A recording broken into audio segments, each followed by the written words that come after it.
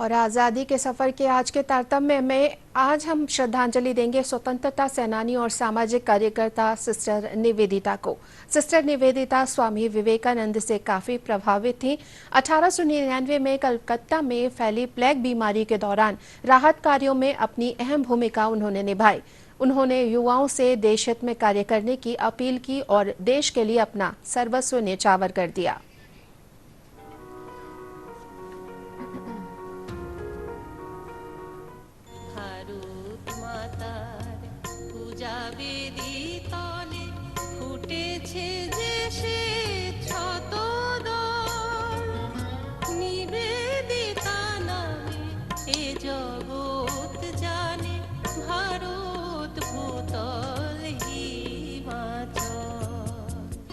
आज 28 अक्टूबर को क्रांतिकारी और सामाजिक कार्यकर्ता सिस्टर निवेदिता की जयंती है।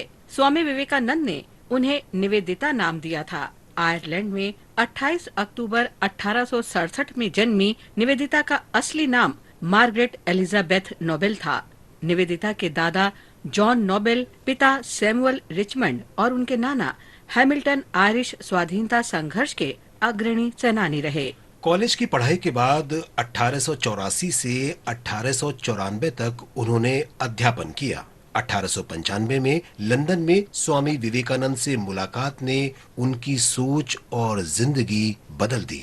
विवेकानंद से प्रभावित होकर वे 1898 में कलकत्ता पहुंची और न सिर्फ यहीं की होकर रह गईं, बल्कि भारतीयता की प्रतिमूर्ति बन गईं। 25 मार्च 1898 को जब उन्होंने ब्रह्मचर्य का व्रत लिया तो विवेकानंद ने उन्हें निवेदिता नाम दिया, जिसका अर्थ होता है प्रभु के लिए समर्पित। मई से अक्टूबर 1898 के दौरान सिस्टर निवेदिता ने स्वामी विवेकानंद के साथ अल्मोड़ा और कश्मीर की यात्रा की। कश्मीर में जब उन्होंने ब्रिटिश सरकार की कारगुजारियां देखी तो वे इस नतीजे पर पहुंची कि विदेशी शासन के खात्मे के बिना भारत की मुक्ति नहीं है। दरअसल अंग्रेज सरकार ने मठ और संस्कृत कॉलेज के लिए विवेकानंद को जमीन सौंपने की अनुमति कश्मीर के महाराजा को नहीं दी। मार्च 1899 में जब कलकत्ता में प्लेग फैला तो सिस्टर निवेदिता ने नौजवानों का समूह बनाया और राहत कार्यों में जुट गयी। जून 1899 के मध्य में निवेदिता इंग्लैंड पहुंची। बाद में वे अपने स्कूल के लिए फंड जुटाने के लिए लेक्चर टूर पर अमेरिका गईं। इस दौरान बोस्टन में उनकी मुलाकात बिपिन चंद्र पाल से हुई। इंग्लैंड में सिस्टर निवेदिता के खिलाफ जमकर दुष्प्रचार हुआ, लेकिन इसने उन्हें और ज्यादा क्रांतिकारी बना दिया। 1902 में भारत लौटने के बाद चेन्नई में उनका भव्य स्वागत किया गया। उनके भाषण को खूब सराहा गया, लेकिन अंग्रेज सरकार ने उन्हें प्रतिबंधित कर दिया।